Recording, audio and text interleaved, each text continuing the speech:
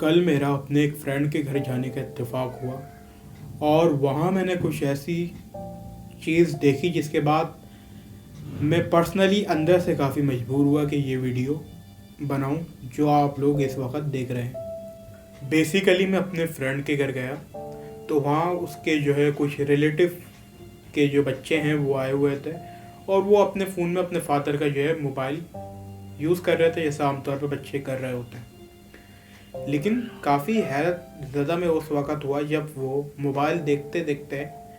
اپنے فادر سے یہ ضد کرنے لگا کہ پاپا مجھے جو ہے پیزا کھانا ہے، اور وہ بھی جو ہے کسی ریسٹورنٹ کا اس نے نام لیا۔ اب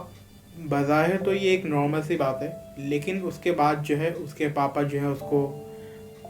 مطلب اگنور کرنے لگے اس بات کو جو وہ کہہ رہا تھا، اور اس کے بعد وہ بچہ لٹرلی پھوٹ پھوٹ کے رونے لگا۔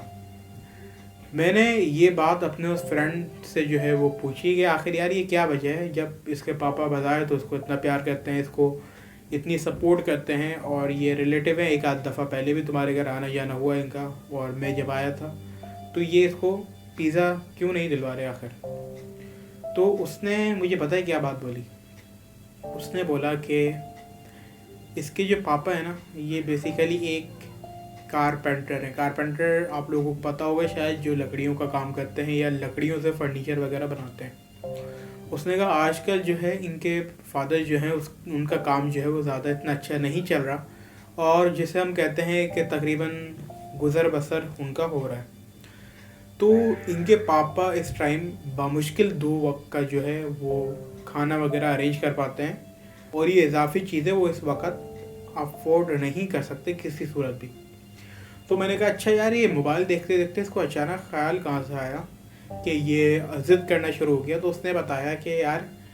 پرابلم یہ ہے کہ یہ فون جو ہے وہ دیکھ رہا تھا اپنے پاپا کا، اور فیس بک پہ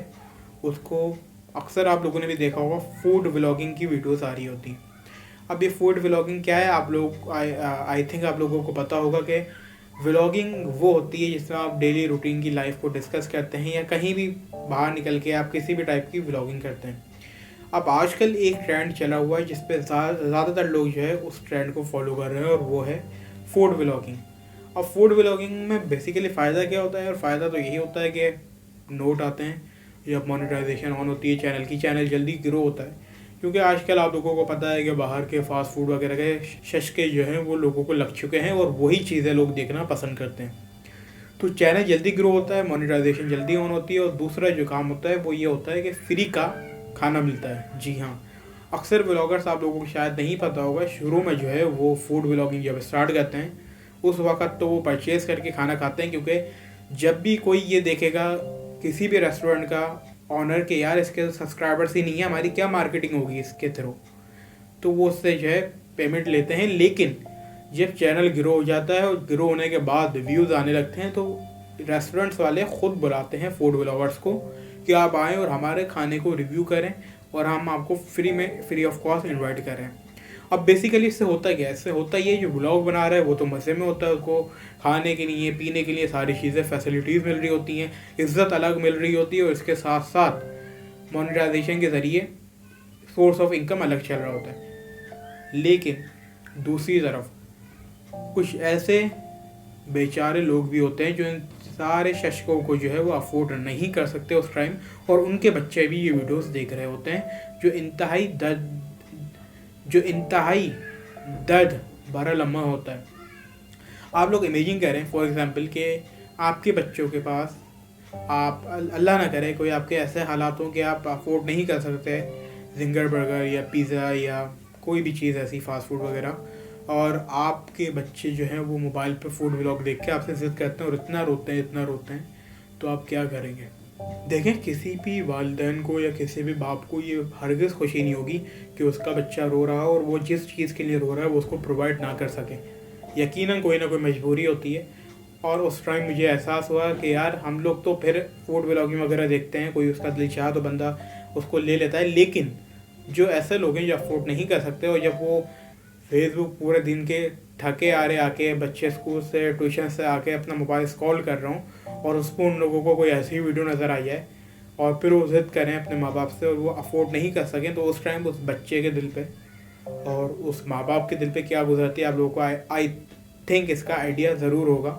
کہ والدین اپنے بچے کو روتا ہوا دیکھتے ہیں اور چاہتے ہوئے بھی وہ خواہش پوری نہیں کر سکتے، اور بچہ بھی سمجھتا ہے کہ شاید میرے والدین کو مجھ سے پیار نہیں ہے، یا پھر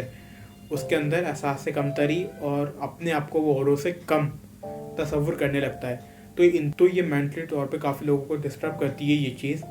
اور یہ ویڈیو بنانے کا بھی مقصد یہی تھا کہ کائنڈلی تھوڑا خیال کیجیے۔ دیکھیں ہمیں دین اسلام تو یہ سکھاتا ہے قرآن و حدیث سے، اور دین اسلام سے ہمیں یہ سیکھنے کو ملتا ہے کہ جو ہے اگر آپ جو ہے وہ کوئی بھی پھل یا کوئی بھی نعمت کھا رہے ہو، فار ایگزامپل آپ اگر مینگو کھا رہے ہو اور آپ کے برابر میں کوئی ایسا پڑوسی ہے جس کے بچے مینگو نہیں کھا سکتے، تو آپ چھیل کے باہر بھی نہ پھینکیں کہ وہ دیکھے گا تو اس کے دل پہ اثر ہوگا۔ تو کائنڈلی اس چیز کا تھوڑا سا خیال کیجیے۔ میں نے یہ ساری چیزیں دیکھی تو مجھے یہ اس بات کا اندازہ ہوا کہ یہ ایسا پوائنٹ ہے جس کو ہم لوگ بالکل بھی ڈسکس نہیں کرتے اور توجہ نہیں دیتے اس طرف۔ تو کائنڈلی آپ لوگوں کو میری تھوڑی سی یہ بات سمجھ میں آئی ہوگی، اور باقی یار زیادہ سے زیادہ لوگوں کی مدد کیا کریں جتنی پاسبل ہو۔ انشاءاللہ تعالیٰ نیکسٹ ویڈیو میں ملتا ہوں۔ اللہ حافظ۔